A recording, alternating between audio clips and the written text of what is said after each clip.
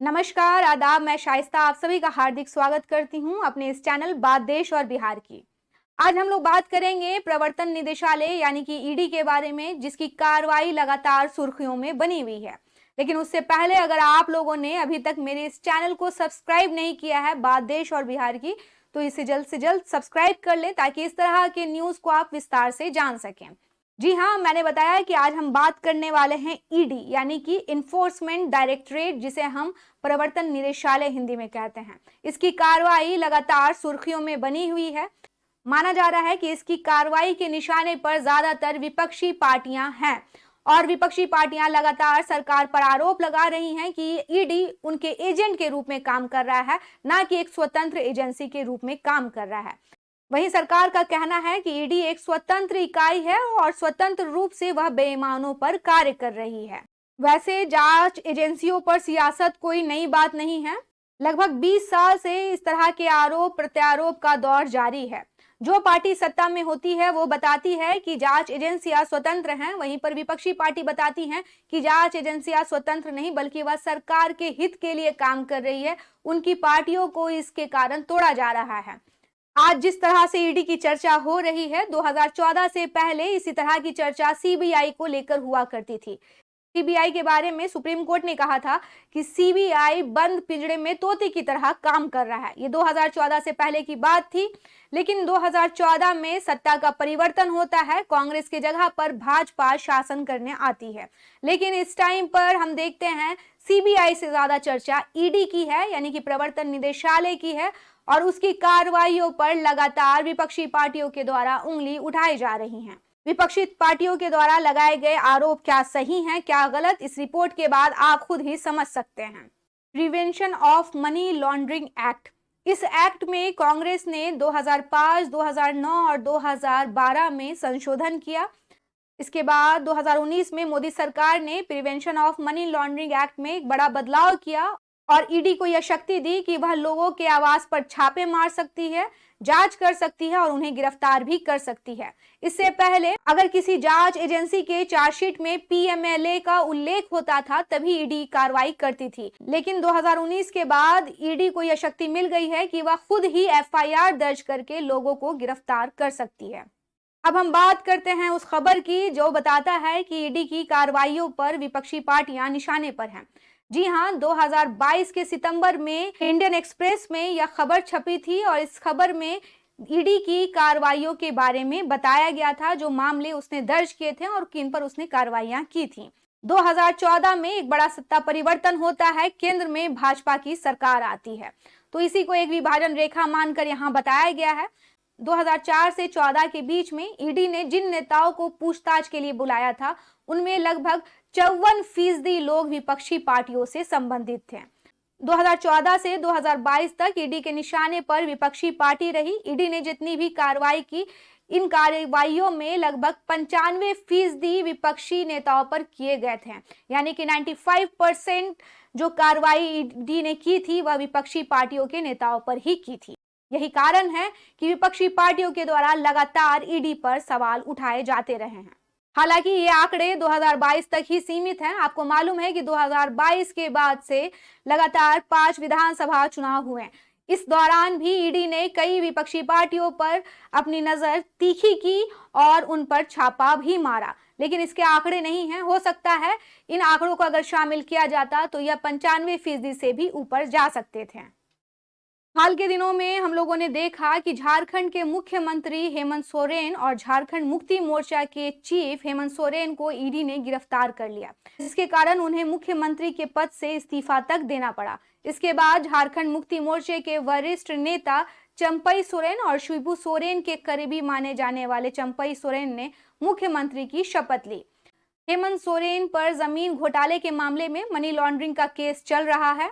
इस तरह अगर हम बात करें तो झारखंड के मुख्यमंत्री को मनी लॉन्ड्रिंग के केस के कारण अपने मुख्यमंत्री के पद से भी इस्तीफा देना पड़ा। बिहार के संदर्भ में अगर हम देखें तो माना जा रहा है कि इस मनी लॉन्ड्रिंग के केस के कारण बिहार में सरकार ही बदल गई। वैसे नीतीश कुमार ने बताया कि उन्हें राजद के साथ कार्य करने में दिक्कत आ रही थी, इसीलिए उन्होंने उनका साथ छोड़ दिया। लेकिन इसकी एक वजह यह भी बताई जा रही है कि राजद के शीर्ष नेता लालू प्रसाद यादव, तेजस्वी यादव, मीसा भारती और राबड़ी देवी पर मनी लॉन्ड्रिंग के केस चल रहे हैं और उनसे लगातार घंटों पूछताछ की जा रही थी। इस बात से नीतीश कुमार भी काफी चिंतित थे कि कहीं उनकी भी हालात ऐसे ना हो जाएं। यही कारण है कि उन्होंने समय को भांप लिया और भाजपा के साथ गठबंधन में शामिल हो गए। बात अगर दिल्ली की जाए तो यहाँ पर आम आदमी बनाम भाजपा है और मुद्दा है दिल्ली शराब नीति। जी हाँ, इसी शराब नीति के कारण दिल्ली के आम आदमी पार्टी के वरिष्ठ नेता मनीष सिसोदिया जेल की सलाखों के पीछे हैं एक लंबे समय से। इसके अलावा संजय सिंह को भी गिरफ्तार किया जा चुका है। एक दूसरे मनी लॉन्ड्रिंग के मामले में दिल्ली के स्वास्थ्य मंत्री सत्येंद्र जैन को भी काफी दिनों तक जेल में रहना पड़ा। फिलहाल उन्हें मेडिकल ग्राउंड पर जमानत दी गई है, लेकिन लगातार दिल्ली के मुख्यमंत्री अरविंद केजरीवाल पर ईडी का शिकंजा कसता जा रहा है।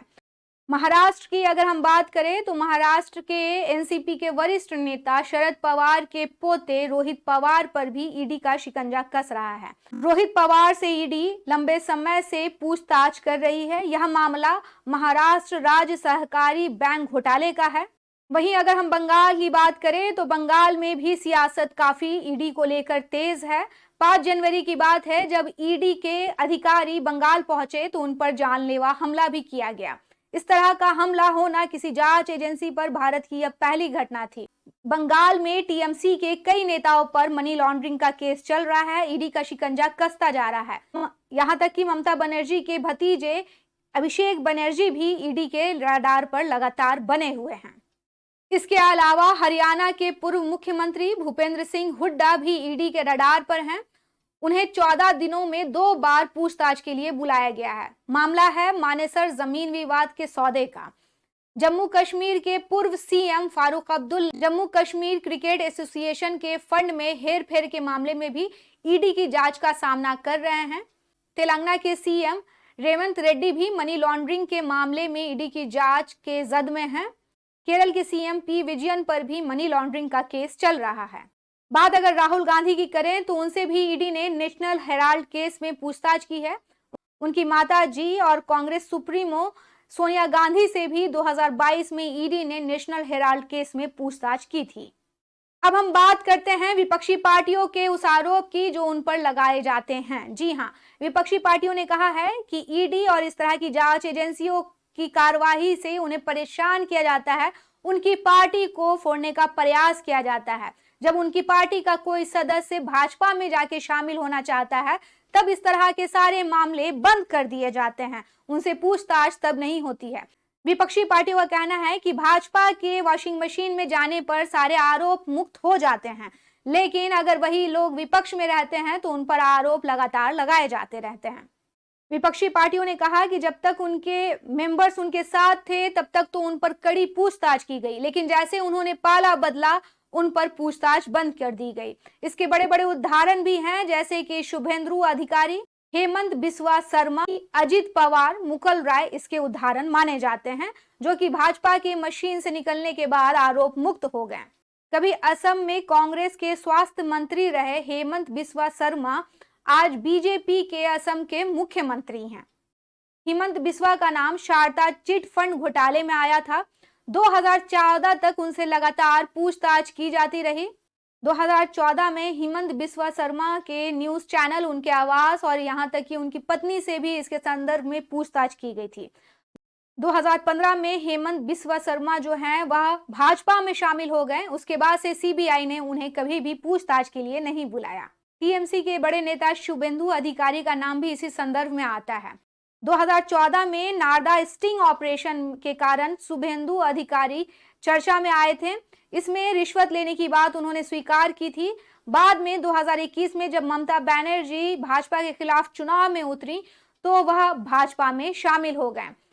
वैसे आपको बता दें कि इस लिस्ट में सिर्फ ये नेता ही नहीं हैं, कई नेता शामिल हैं जो भाजपा के साथ मिल गए और उसके बाद उन पर से जांच एजेंसियों की नजरें ढीली पड़ गईं, जिनमें नारायण राणे, प्रफुल्ल पटेल, भावना गिली, यामिनी जाधव, इन जैसे तमाम नाम शामिल हैं जो कभी केंद्रीय एजेंसियों के निशाने पर रहा करती थी। इन सभी नेताओं में 2 बातें कॉमन हैं। ये सभी नेता भाजपा में मिल गए। उसके बाद केंद्रीय एजेंसियों की जांच लगातार ठंडे बस्ते में इनके संदर्भ में जाती दिखी। यही कारण है कि विपक्ष इन पर लगातार हमलावर बना हुआ है। प्रवर्तन निदेशालय के बारे में आप लोगों ने विस्तार से देखा। मैंने आपको बताया कि 2014 से पहले जिस तरह से सीबीआई का भय था, 2014 के बाद से ईडी का भय लगातार बरकरार है। आपने देखा कि जांच एजेंसी की कार्रवाई में कई विपक्षी पार्टियों के नेता फंसे। जब उन्होंने अपना दल बदल लिया, यानी कि भाजपा में जब वह चले गए, तो वह इस तरह की जांच एजेंसियों की कार्रवाई के सख्ती से भी बच गए। आपको क्या लगता है कि ईडी की कार्रवाई कैसी है? क्या विपक्ष का आरोप सही है? खैर, अपनी राय दें और आपको ये रिपोर्ट कैसी लगे मुझे जरूर बताएं।